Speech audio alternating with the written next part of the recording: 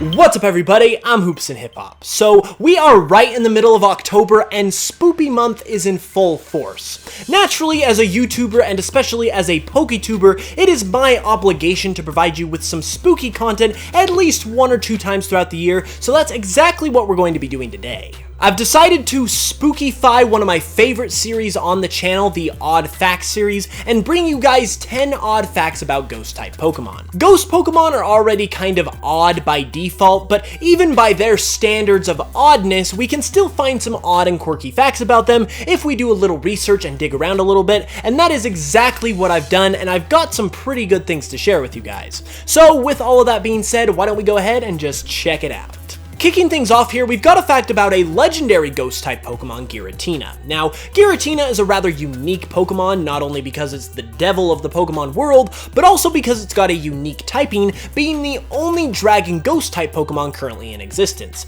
However, Giratina gets even more unique because it's also the only dual-typed Pokemon that is weak to both of its own types. Another ghost-type Pokemon from Generation 4 that is a fan favorite is Rotom, and Rotom and each of its different forms were actually designed by a different designer. First off, we've got the Rotom base form that was designed by Ken Sugimori, we've got Heat Rotom that was designed by Ling Hyun Jung, we've got Wash Rotom that was designed by Hiroki Fuchino, Frost Rotom was designed by Hironobu Yoshida, Fan Rotom was designed by Motofumi Fujiwara, and Mo Rotom was designed by Yusuke Amura. Apologies if I butchered any of your names.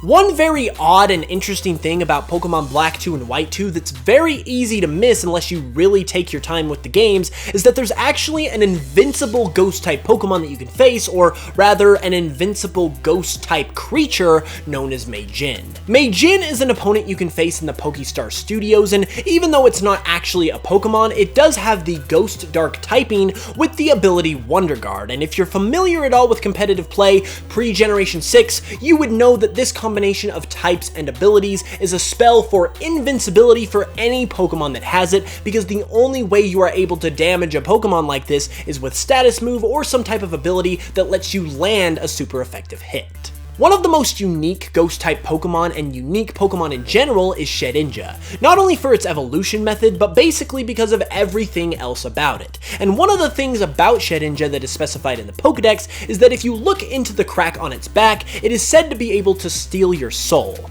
Ironically, if you use Shedinja yourself in battle, you will see this crack on Shedinja's back sprite. However, even though it's been specified that it is able to steal your soul if you look into this crack, no adverse effects on the player character or any of its Pokemon have actually happened in-game up to this point. Since we were talking about moves and abilities earlier, another interesting thing about the Ghost type is that none of the Ghost type moves that currently exist have an accuracy lower than 100%.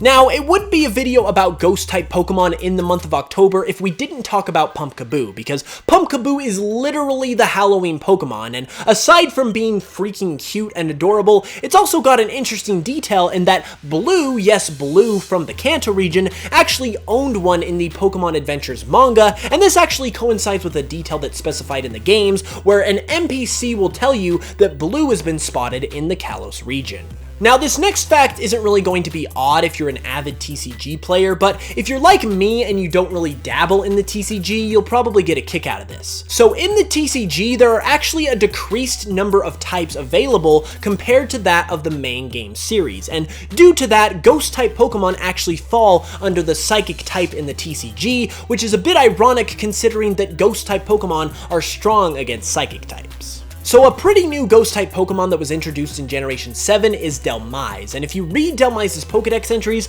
you'll find out that the seaweed is actually the body instead of the anchor like it appears in its artwork. This is interesting because in Generations 3 and 6, before Dhelmise was even a thing, there's an NPC in the Slateport Market that will say that the seaweed in the area is so fresh and lively that it looks like it could just rear up and attack you, which is a description that ironically perfectly fits Dhelmise. Speaking of irony, prior to the physical special split in Generation 4, all damaging ghost-type moves, you know, the least physical thing in the Pokemon world, were all physical attacks. Even with this split, however, there are still almost double the amount of physical ghost-type moves with 13 compared to special ghost-type moves with only 7. And finally, one of the most unique things about the Ghost type is that the Ghost type actually has a move that has an effect that is specific and exclusive to the Ghost type itself, and that would of course be Curse. If you're a Ghost type Pokemon using the move Curse, you'll literally set a curse on the opposing Pokemon,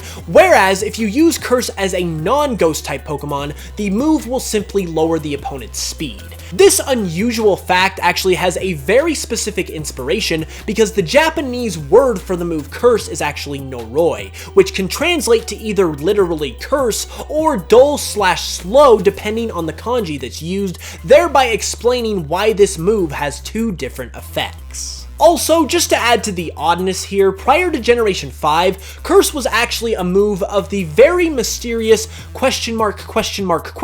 type, and it was the only move of that type at that point before it was changed to Ghost type.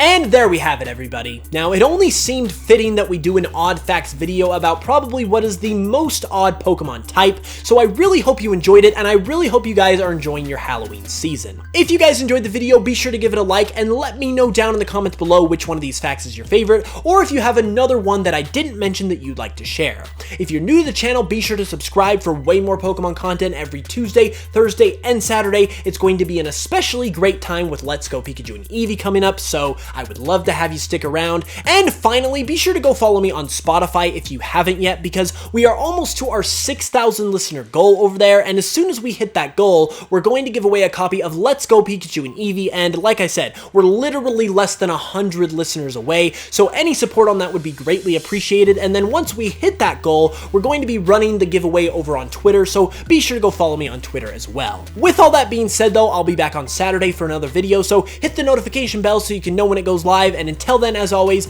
I love you guys, and I will smell you guys later.